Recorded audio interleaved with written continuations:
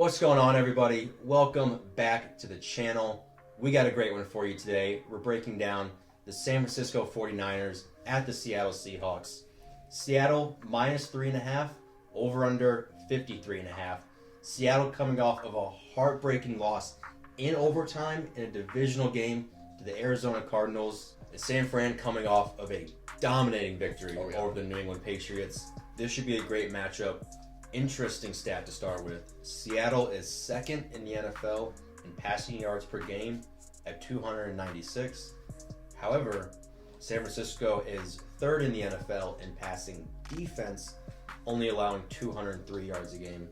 Brian, coming off the game last night, a full 5 quarters for Seattle. Now you have to play a physical, tough San Francisco team. What do you see here? Well, first thing, these are two really tough, really important divisional games back-to-back for Seattle. Yeah, absolutely. Every team in that division has over 3 wins. All of them are over 500, so it's unbelievably competitive. So these 2 games for Seattle, they need to win at least one. The way that the 49ers started off this season, had some injuries, looking a little shaky, lost pretty handsomely to the Miami Dolphins. Yeah. Things were looking ugly. Now all of a sudden, they turned things around. They beat the Rams by 8 2 weeks ago. They come off a really nice victory off the New England Patriots in Foxborough. Yep. I saw it was the biggest deficit that the Patriots have had in Foxborough since, I think, 2002. Wow. So, if this game would have happened 2 weeks ago, I would have said Seattle, cut and paste it, it's over. Mm-hmm. Right? Seattle was looking like far and away potentially best team in the league, and 49ers were struggling a bit. Now we got a different story. I was starting to believe Seattle was going to potentially maybe be 14-2, just the way that Russ was looking. Yeah. He was throwing an unreal amount of touchdown passes. He's leading the league. He wasn't turning the ball over. Now all of a sudden against the Cardinals, he throws 3 picks and a couple of those late in the game that ended up potentially costing them the game. And one that should have been a pick six. One that should have been a pick DK six. Wasn't exactly. A freak of athlete. Glad you brought that up. That was incredible.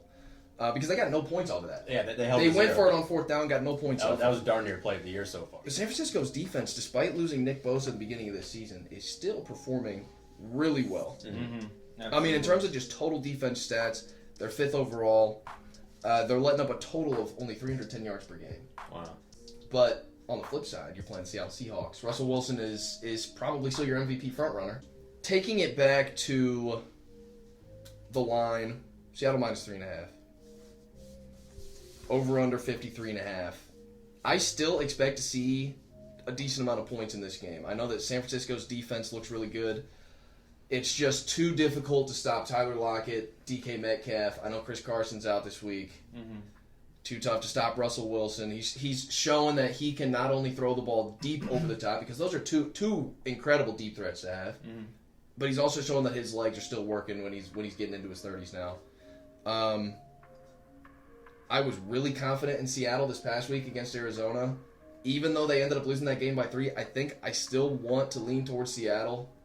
Because they're still, at this time in the season, they're still Super Bowl contenders, and I don't see the 49ers being there. Not the way that Jimmy G's playing. Coming off of 270 yards, no touchdowns, 2 picks. They didn't need him to play. Their running game was good. I mean, Jeff Wilson, 112 yards, 3 touchdowns. Jimmy G didn't need to do much, but you would like to see when your run game is working that well, you would at least like to see something out of your quarterback. Yeah, there's no pressure on him. Your team's running for over 150 yards in this game, and you can't really produce. But you're turning the ball over twice. So I'm still underwhelmed, even though the 49ers have really picked it up the past 2 weeks. I'm still a little bit underwhelmed at just them as a whole. And so I'm gonna go ahead and take Seattle. It's at Seattle. I'm gonna take Seattle minus 3, and I'll take the over. Okay. Wow. A little bit of a shootout. Yeah. This game's gonna come down to the run game. I mean, both of these teams love to run the ball. Yep. But both teams have been decimated at the running back position. Oh yeah. And I mean, like you said, Jeff Wilson had a hell of a week last week, but then went down with injury. Now he's out. And now he's out. So to me, it's who steps up for San Francisco. Who's going to be that guy in the backfield? We know Kyle Shanahan loves to run the ball. Mm-hmm. Who's going to get those touches? Right. Tevin Coleman might be coming back this week. I would absolutely see him having a great game. But the other thing is, both of these teams are top half of the league in rush defense. I mean, both of them are both letting up 4.1 yards per carry. They're both letting almost 110 yards a game on the ground. So, to me, this game is going to hinge on Seattle's ability to run the ball. Honestly, I like the Seahawks because, like you said, the 49ers, they're really starting to turn it on recently, but they're just too decimated with injuries right now that I really don't think. I think Kyle Shanahan's a phenomenal coach, but he can't go out there and do everything for him, and I think the Seahawks prevail, and I'll eat the 3.5. I think the stat that caught my eye the most here was how the teams rank in the NFL in terms of sacks. So essentially QB pressure. The Seattle Seahawks are 26th, so they don't get to the quarterback. Yep. San Fran, surprisingly, obviously Nick Bosa injury impacting it, they're 22nd. So they're going to struggle. No Solomon Thomas as well. So they're going to struggle to get to Russ. I think what's also interesting here is that Seattle is 32nd in the NFL, allowing almost 370 passing yards when you pass downfield on them. However, Kyle Shanahan's not really been trusting Jimmy Garoppolo to throw downfield at all. It's been a lot of short underneath stuff with Ayuk and Debo. So I'm not sure that the San Francisco 49ers will be able to take full advantage of how bad that Seattle secondary actually is, if they're really going to be able to put up that 370-yard type of mark. It's also interesting both these teams are lower bottom half of time of possession, with San Francisco being 28th, which is really surprising for a team that's supposed to be built on defense running the football. You expect to have a really good time of possession. In Seattle, middle of the pack was 16th time of possession. Both these teams put up a ton of yards. Seattle, 3rd in the NFL in yards. San Francisco, 5th. I could see a lot of points in that sense. And both these teams, what's ironic here is that San Fran doesn't pass the ball well, but they're 7th in the NFL in passing. And I really think that's just because of the playmakers that they have. And I could see their playmakers still making some really nice plays in this game. The catch and run guys with Debo and Ayuk. And they were really starting to get Debo involved as far as just manufacturing touches for the guy. I mean, they started using him on end arounds, little pop passes. I mean, all Kyle Shanahan's tricks were going to Debo, and 1 week and he's out. I think Ayuk can play a similar role, but definitely. He's not quite Debo. He's not quite Debo. That's what they drafted him to play that Debo role. Right. A little bit smaller, a little bit quicker Debo, a little bit less of a pass route running catcher type of receiver. More possession guy. Yes. So let's say Seattle offense comes out firing on all cylinders, which I half expected to, right? Who do you expect then with the 49ers being so decimated at some of those skill positions?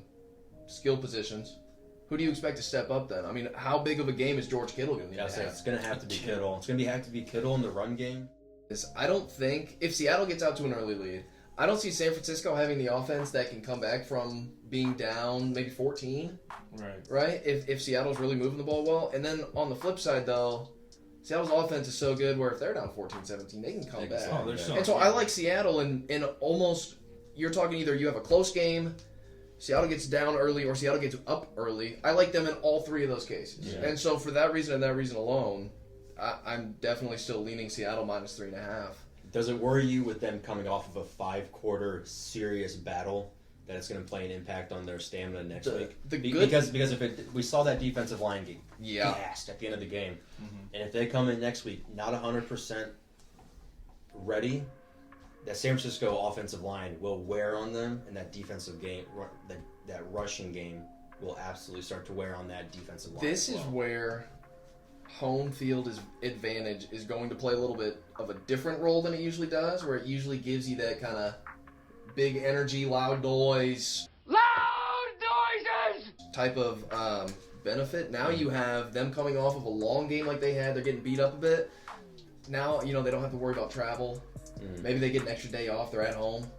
Maybe that is enough, at least for them to be able to digress from what just happened on Sunday Night Football and be able to come into this game at least feeling a little bit more rested than they would have if they maybe had to travel a little bit. Absolutely. That's a very fair point. Good point.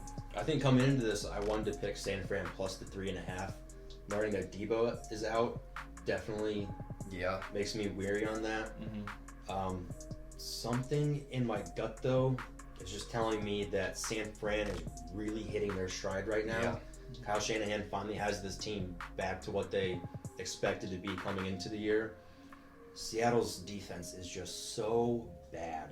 Yeah. I could really see Kittle having a great day. I could really see Ayuk having a good day. And even though San Fran's decimated at the running back position injury-wise, with Coleman coming back, Hasty having looked good, I could still see them running the ball super well. I'm actually going to take San Fran plus the 3.5 here. Okay. I think there's a chance they win this game outright. I think that playing the 5 quarters is going to really, really impact the stamina of the Seahawks, especially once you get into those late third, fourth quarter. If it's a close game and San Fran has the ball, they're going to be able to put long drives together, running the football and keeping Russell Wilson on the sideline. So that worries me a lot if I'm a Seattle fan. Also, Garoppolo's not great, but if Seattle's not getting to the quarterback and you're going to give him time, Shanahan's going to have some plays ready to go, where they might be a little bit longer developing, but it's going to get someone wide open. I see Kittle having a huge day in this. I'm going to take San Fran plus the 3.5. I'm going to ride Seattle minus 3.5 and In the over? In the over. Yeah. I like that. I'm going to stick with San Fran plus the 3.5. I love how they're playing right now, hitting their stride. And since everything in me wants to take Seattle in the over, I'm going to take San Fran in the under 53.5. Okay. Oh, okay. I'm kind of fading myself there with that. You know, as good as Seattle has been, their past 4 games have all been one score. Right? So even against Dallas, they won 38-31. Against the Dolphins, 31-23. Minnesota, shootout. Minnesota should have won that game. Yeah. 27-26. And then the Cardinals, 34-37. So as good as that offense is, I think that shows how bad that defense really is. Well, the defense is you horrible, can put up 38 points, Yeah. and no matter who's on the flip side of the ball, they're able to keep up with you.